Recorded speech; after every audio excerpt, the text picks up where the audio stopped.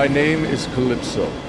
Exactly 1 year ago, on Christmas Eve, my Twisted Metal contest destroyed the City of Angels. Down below, life has come to a halt as survivors struggle to stay alive. Calypso! Calypso, what have you done? What have you done? With the city awash in flame, nothing left to destroy. I face a dilemma. Where will this year's Twisted Metal contest take place? 14 of the world's best combat drivers have already been chosen, ready to battle to the death in hopes of becoming the victor and claiming whatever prize their brave hearts desire. But where will the contest be held? Oh, the world will be my battleground. Paris, Hong Kong, even Antarctica. There will be no safe zones this year, no places to hide. In the next 24 hours, the entire world will know my name. They will see my beautiful work of art firsthand. No one will be safe.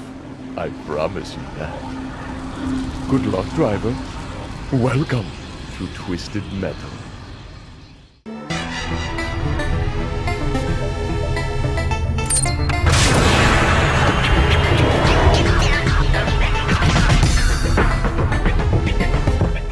How's it going, YouTube? Panda Pete here, and welcome to another Throwback Thursday video. We talk about games that have brought memories between gamers alike. I'd like to introduce Twisted Metal 2 today.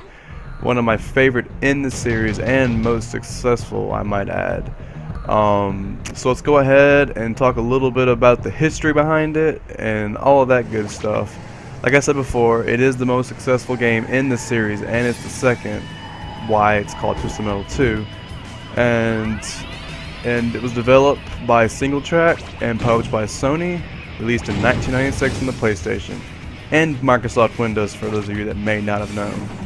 On the Windows version though, the graphics weren't as great as they were on the PlayStation version, but nonetheless on the PC it had multiplayer mode over modem line or internet. Now 2 years after the release, it was released on Greatest Hits, and now it is for download on the PSN in North America and Japan if you live in Japan. Now, so let's go ahead a little bit about the game itself. It's a demolition derby with the use of weapons, basically projectiles, and you can choose a vehicle and the arena that you want to fight in, unless you're doing story mode, which you go through different parts of the world, basically wreaking havoc, just destroying buildings and all that stuff. I remember, what was it? It was in Paris. You get to destroy the Eiffel freaking Tower. I mean, come on, who wouldn't want to do that? With a freaking car that can just damage anything in its path. Between the players, there was, I think, about 14 or so. Some of my favorites I like to point out, Axel, which was some dude that pretty much had two big-ass monster truck wheels, and he would just ride around and, like, he would have this shockwave attack. Oh man, it was just so awesome. And Mr. Slam was another one I liked because he would grab his, if you actually positioned him right, he could actually grab a vehicle and slam him about 3 or 4 times and just throw him. Oh man, it was so amazing. And then there was others. Twister's a really good one.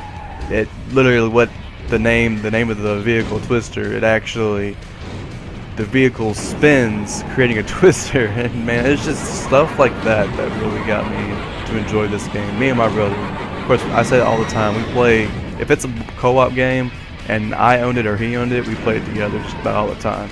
And Twisted Metal 2 is one of my favorites because we went around, we did every player has their own ending, and we went through all of them. I mean all of them.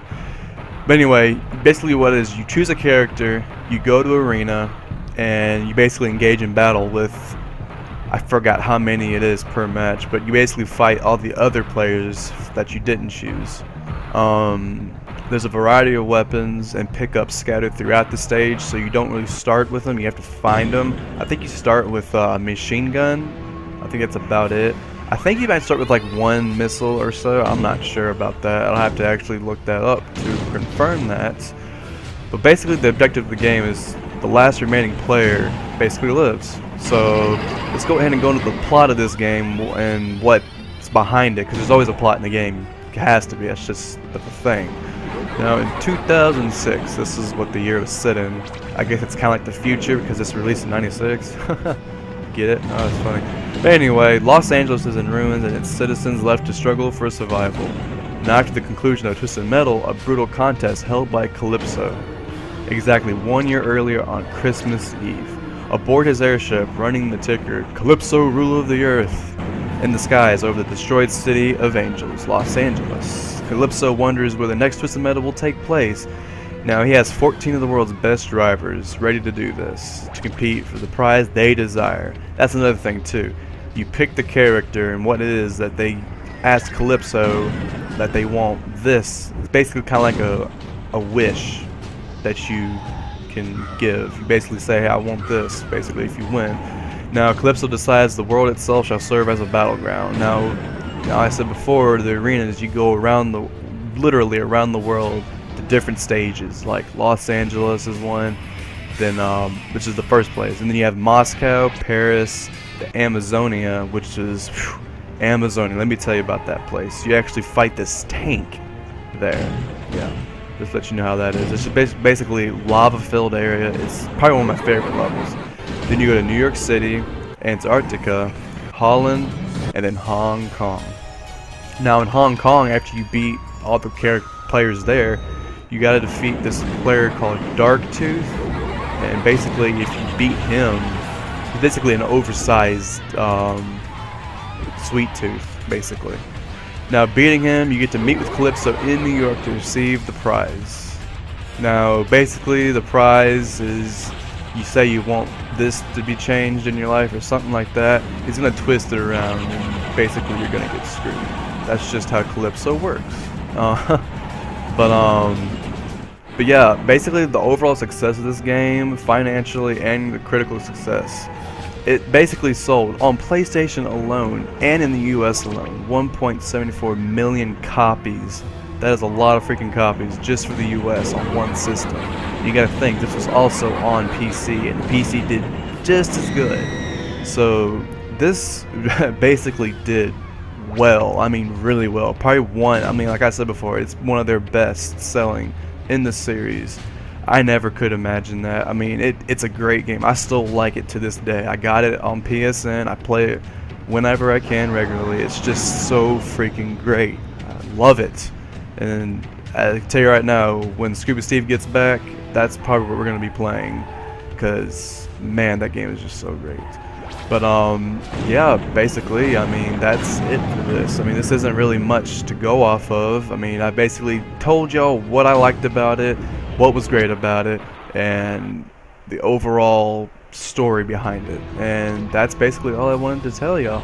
Now, I haven't been saying this in the last few of these videos, but go ahead, leave in the comments what you would like for me to talk about next. Anything that could be 5 years ago to 10 years ago, heck, it could have been 3 years ago.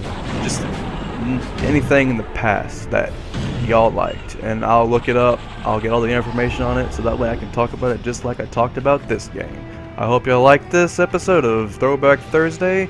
I'm Panda Pete, and as always, I hope you all have a great day, and game on. Sweet Tooth, winner of the Twisted Metal contest, was granted an audience with the founder of the competition. I had agreed to grant the winner any prize they requested. There would be no limits on price, size, or in this case, even reality. Sweet Tooth told me he wanted to live out his greatest fantasy, to become a bug in a tiny little garden out in the country. It would be a life of relaxation and love, a life of peace, a final escape from his madness. The night sky exploded with light. And when the light faded, Sweet Tooth had gotten his wish. For the rest of his days, he enjoyed his new life in the garden, away from all those who would tell him he was crazy. The other insects were not fans of their new neighbor, for he had a tendency to kill them. Oh, but Sweet Tooth was happy, and whenever he got lonely for human companionship, or for human flesh, all he had to do was look up and dream of the day when he would crawl out of the garden and back into the world of man. Oh, I am Calypso, and I thank you for playing Twisted Metal.